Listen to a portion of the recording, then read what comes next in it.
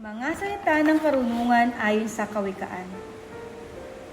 Mga kawikaan. Chapter 15. Ang malumanay na sagot, nakapapawi ng galit. Ngunit sa tugong marahas, puot ay hindi mawawagi. Ang dila na may unawa ay nagbubunga ng kaalaman, ngunit ang bibig ng mangmang ay bukal na kahangalan. Ang paningin ni Yahweh ay nakatuon sa lahat ng lugar. Ang masama at mabuti ay pawang minamasdan. Ang magiliw na salita ay nagpapasigla sa buhay. Ngunit ang matalas na pangungusap ay masakit sa kalooban. Di pinansin ng mangmang ang turo ng kanyang ama. Ngunit dinirinig niya ang isip ng paalala sa kanya. Ang tahanan ng matuwid ay puno ng kayamanan.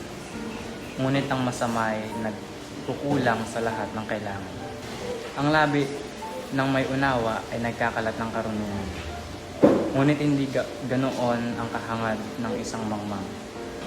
Kasuklam-suklam kay Yahweh ang handog ng masama. Ngunit sa panalangin ng matuwid siya ay natutuwa. Sa gawaing masama, si Yahweh ay namumuhi. Ngunit kanyang minamahal ang sa katuwiran lumalag. Ang gumagawa ng masama ay tatanggap ng parusa at tiyak na mamamatay ng ayaw ng paalala. Kung paanong ang daigdig ng patay ay hayag kay Yahweh, ang laman ng puso ay kanya'y di may kukubi. Ayaw mapagsabihan ang mga palalo at sa matatalino'y di hihingi ng payo. Ang taong masiyahin ay laging nakangiti, ngunit ang may lumbay ay wari bang nakangiti. Ang taong may unawa ay naghahangad pa ng karunungan, ngunit ang mangmang ay nasisiyahan na sa kanyang kahangalan. Lahat ng araw ng mahirap ay puno ng pakikipagbaka, ngunit ang masayahin saganang piging at kagaya.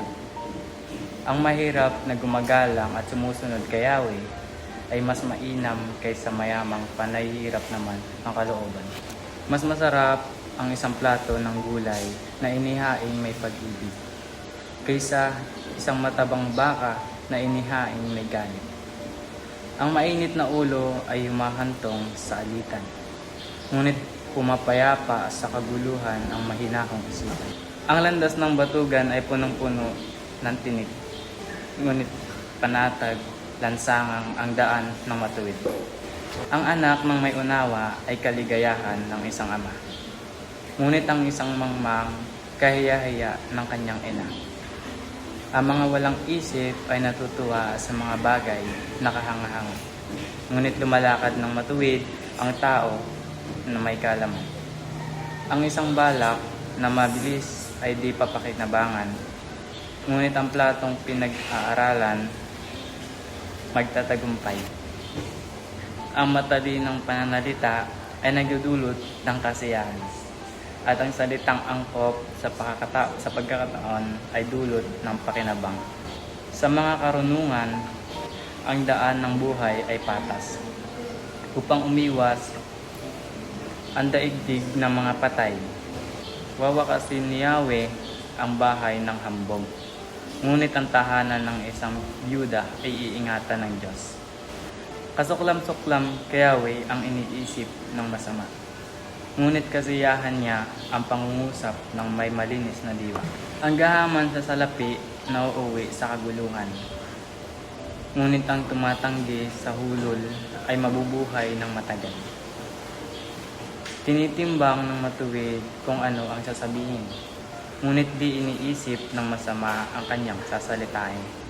Pinapakinggan ni Yahweh ang daing ng matuwid, ngunit ang panawag ng masama ay hindi dinirinig. Ang masayang ngiti sa puso ay kasiyahan, at ang mabuting balita ay may dulot na kalusugan. Ang marunong makinig sa paalala ay mayroong unawa at mabuting pasya. Ipinapahamak ang sarili ng ayaw makinig sa pangaral, ngunit nagpapahalaga sa paalala ng daragdag Ang paggalang at pagsunod kay Yahweh ay nagtuturo ng karunungan at ang pagpapakumbaba ay nagbubunga ng karangalan.